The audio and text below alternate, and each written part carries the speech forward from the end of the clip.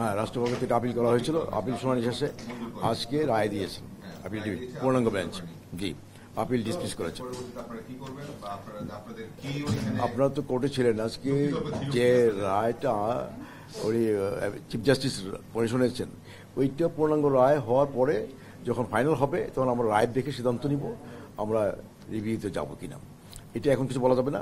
রায় দেখে আমরা সিদ্ধান্ত নিব রিভিউ করার মতো কিছু আছে কিনা বা রিভিউ যাবে কিনা রাষ্ট্রপক্ষ, আমরা তখন সিদ্ধান্ত দেব। হাইকোর্টের রায়টা বাতিল চেয়ে আপনারা কেন গিয়েছিলেন, কোন গ্রাউন্ডে গিয়েছিলেন, কি কি যুক্তি আপনারা এখানে? না, যেসব গ্রাউন্ড ছিল ওটাতে তো আমরা সাইড করেছিলাম, ওই গ্রাউন্ডটা ডিসকার্ড করে দিয়েছে। গ্রাউন্ড তো ছিল যে 164 স্টেটমেন্ট করা হয়েছিল এবং সেখানে 439 যেটা হয়েছিল যে ফার্দার ইনকোয়ারি করা যাবে না, কিন্তু এটা আমরা দেখিয়েছি যে ফার্দার ইনকোয়ারি কোনো বান নাই, করা যেতে পারে। এফিডেভিশন এটা ডিসকার্ড করে দিয়েছে, না এইভাবে ফার্দার ইনকোয়ারি করা যাবে না। আর যেটা করেছে, যেটা 164 স্টেটমেন্টটা বিশেষ করেই কিন্তু রায়টা দেওয়া হয়েছিল ট্রায়াল কোর্টে। 61 জন আসামি সাক্ষী।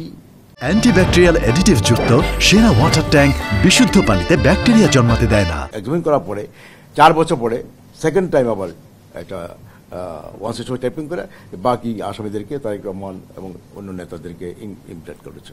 এইটা তারা বিশ্বাস করে নাই। এবং সেই যে যা 164 যেটা করা হয়েছিল, এটাতে কিন্তু মানে ভলান্টারি ছিল না, তাকে অনেক টর্চারিং করার পরে করা হয়েছিল। এটাও তারা বিশ্বাস করছে যে এটা ঠিক করেনি। আর 342 আপনারা জানেন যে আসামি পক্ষ শেষে ট্রায়ালের শেষে 342-তে জিজ্ঞেস করে যে আপনার বক্তব্য কি। এটা করার সুযোগ তাকে দেওয়া হয়নি, এর আগেই তাকে ফাঁসি দেওয়া হয়েছে। এইটা কোর্ট বলছে না, এটা হয় নাই, ঠিক করা নাই। হ্যাঁ, আমরা সিদ্ধান্ত করে নিব যে আমরা রিভিউতে যাব কিনা। রিভিউ যদি করার মতো থাকে স্টেট যাবে রিভিউ করবে। এটা লাস্ট স্টেজ আর কি, রিভিউ তো করাতে কিছু নাই। আমরা এটা সিদ্ধান্ত নিব।